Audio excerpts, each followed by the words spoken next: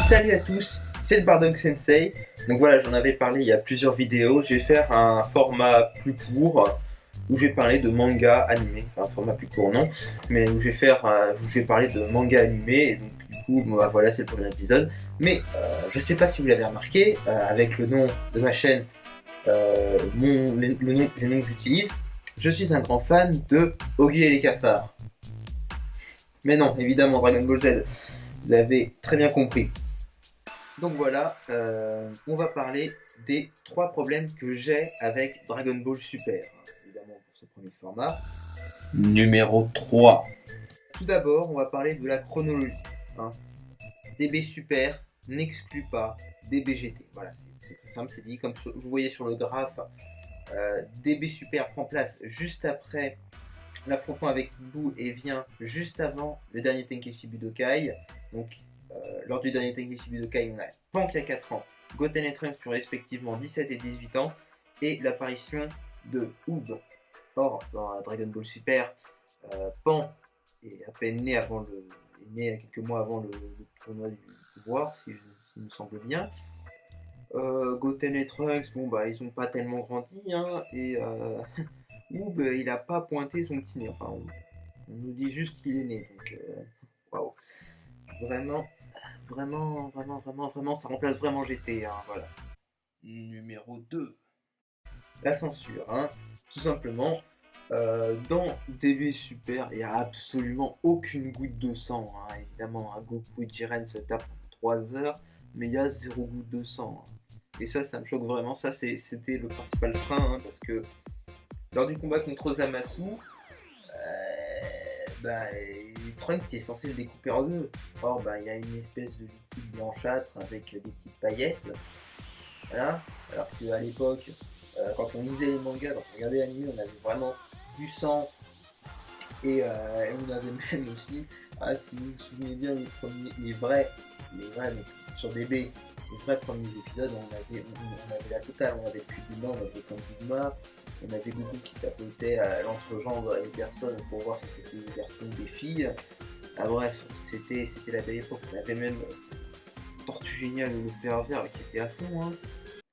Quelques mentions honorables. Mai.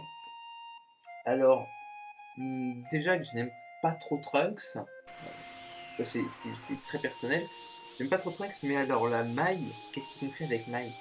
Mai, elle a 60 ans, bordel. 60 ans, donc avec Trunks du futur, elle gagne 10 ans, elle a 70 ans. 70 ans, elle est en couple avec Trunks. Non. Non, tout sauf ça. Deuxième mention honorable, les graphismes de début. Alors c'est pas vraiment un problème, hein, les graphismes de Super sont pas terribles, mais voilà, les graphismes de Dragon Ball Z aussi étaient pas terribles, les graphismes de Dragon Ball étaient pas terribles. Pour les animés, hein, pour le manga, les graphismes ils sont toujours au top. Mais c'est un problème dans le sens où, et là je viens à ma dernière mention honorable, les 2 premiers arcs sont basés sur les films. Donc Résurrection de Freezer pour l'arc Freezer et Battle of God pour le tout premier arc. Et là, effectivement, là ça pose un vrai problème parce que s'ils avaient repris directement les rushs du film, on n'aurait pas eu donc, la polémique de début de Super, donc ouais, c'était moche. Quand ton arc il fait 20 épisodes basés sur un film, tu m'as perdu moi déjà, parce que moi je vais pas me retaper le film en plus long, en plus moche. Et le numéro 1, l'échelle de puissance. Oh bordel de merde, alors c'est un vrai bordel. Comment dire? Freezer, en 4 mois, a le même niveau de puissance. Enfin, Freezer avec 4 mois d'entraînement a le même niveau de puissance que Sangoku avec 10 ans d'entraînement. Goku il s'est branlé ou c'est quoi le bordel, hein? Parce que là c'est pas possible. Hein, même Saitama a un entraînement plus long que toi, Freezer, hein, faudrait revoir. Ah oui, Freezer a un niveau de puissance de 1 200 000 à la saga de Freezer, donc quand il est résisté à ce même niveau et après 4 mois d'entraînement, il a, en forme golden, il a 378 000 milliards d'unités plus fort que Goku. Et aussi, on va arriver à Goku God, hein, le Goku rouge, qui est égal à Beerus, qui est au même niveau de puissance que Beerus. Le Blue, qui est censé être supérieur au God, donc, du coup, qui est censé être plus fort, donc on peut supposer naturellement quoi? Que le Blue est plus fort que Virus. Mais non, hein, le Blue est inférieur à Virus, donc nique la logique. Et enfin, hein, on a aussi... Alors là, celui-là, j'aime beaucoup parce que les fans... Enfin, j'aime bien le dire pour déstabiliser les gens, mais... Pour déstabiliser les fans. Mais l'Ultra Instinct, on est d'accord.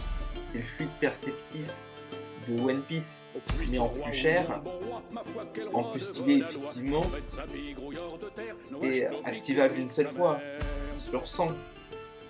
On est d'accord, on est d'accord.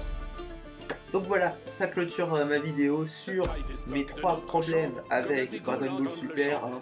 Alors je dis ça, je critique, mais j'aime beaucoup, le Ultra Instinct, faut pas faire le bot, et puis pour moi, la meilleure transformation, ça reste le SCJ4. C'était le Bardock Sensei pour cette première vidéo. Au revoir.